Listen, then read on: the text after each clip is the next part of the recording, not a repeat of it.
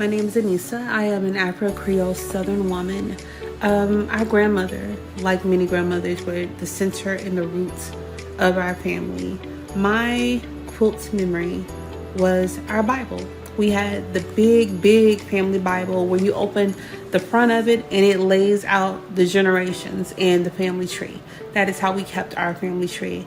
And I remember our grandmother, especially the older she got, it was so important for her to go down our family tree in this Bible. And that is how I learned our roots. So every holiday when we have to gather at grandma's house, we would always start by going down our roots from her mother to her mother's mother and her mother's mother. And this was so important. And we would sing gospel hymns together. Family was the central focus of our entire world. No matter how far we left from home, it was always grandma's house.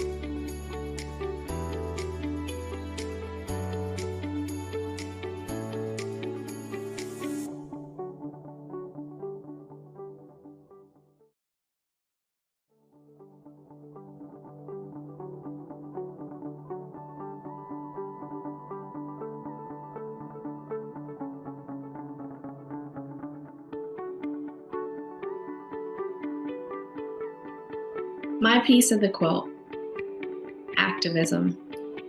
The practice of taking direct action to achieve political and social goals. My name is LaVonda Taylor, and I am the granddaughter of Juanita Cecilia Blackman, better known to many as Miss Cece. My grandmother was a fighter. She fought relentlessly for civil rights and equal protection under the law for ordinary citizens. In the late 1970s, New Yorkers were fighting for rent stabilization and rent control. Even today, rent stabilization policies continue to be unequal and favor privileged groups. My grandmother taught me how to use my voice and to stand up and speak out for my rights and the rights of others. It is my hope that by doing so, I can motivate a greater social change, just like Miss Cece.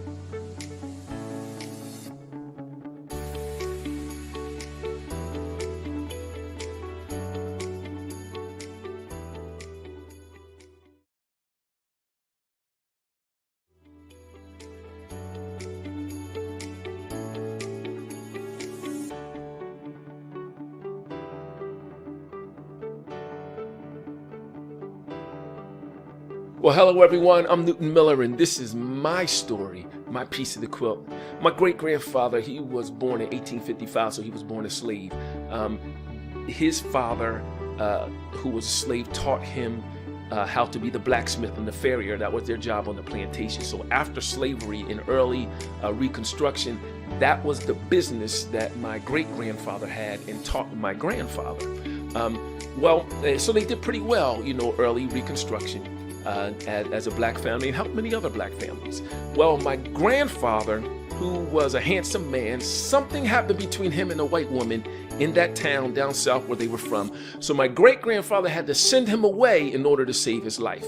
Well, wasn't too long after that, of course, the folks who wanted to kill my grandfather, they harassed my great-grandfather. They terrorized them. I mean, it was a horrible thing. Their property was damaged. They burned down things. They tried to block their business.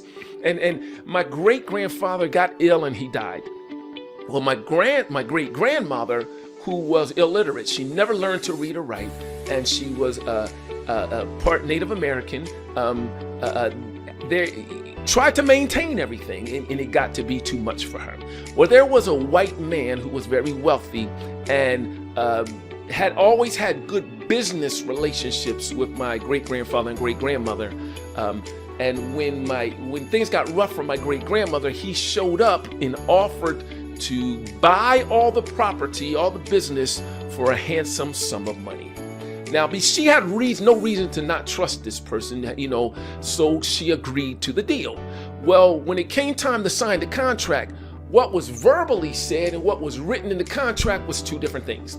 In essence, that contract was really just a transfer of deed from my grandmother to this wealthy white man for no money at all. because she couldn't read or write, she didn't know that. She just trusted him, and she signed her name, which was an X, they tell me, on the dotted line. So for an X, my family heritage, legacy, wealth was transferred over to this wealthy white man. And my great-grandmother was forced off her property and left to fend for herself. Well, of course, at that time, black families would knit together. She went to some of her relatives, and in essence, in my opinion, she became an indentured servant, really, for the rest of her life, picking cotton, until she was unable to do so and eventually died. Now, my grandfather, who had got sent away, could not come back and help. He knew how to read and write, couldn't come back and help, because if he'd have set foot in that town, they would have killed him. They would have lynched him and burned him. And so he couldn't go.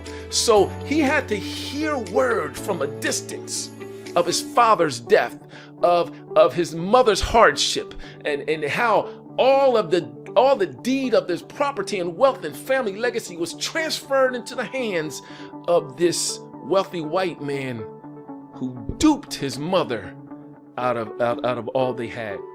And it broke my grandfather's heart. Now, he had his own hardship. His wife, my grandmother, died in childbirth when my father was 4 years old. Eventually, my grandfather had a heart attack and he died.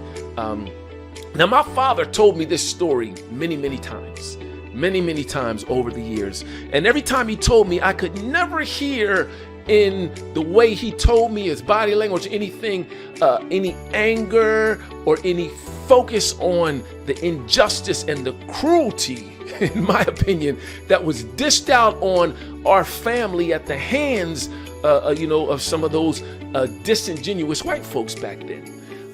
Instead, my father always focused on what he could do to make sure that nothing like this ever happened again in his family or to anyone who was connected to him. Now, many years later, my father was 40 when I was born. Many years later, I remember my father getting his degrees. He had dedicated and made up in his mind that he was going to get educated, and he was going to educate as many people as possible. He got his PhD and he retired from one of the oldest historically black colleges and universities in the country, Cheney University, where he worked to arm thousands of young people with an education so that they would never ever be duped in the way that his family were duped, and so that they would be able to get in position to offer their skills, their gifts, and their talents to be able to change the world and help others. So I'm Newton Miller, and that's my story. That's my piece of the quilt.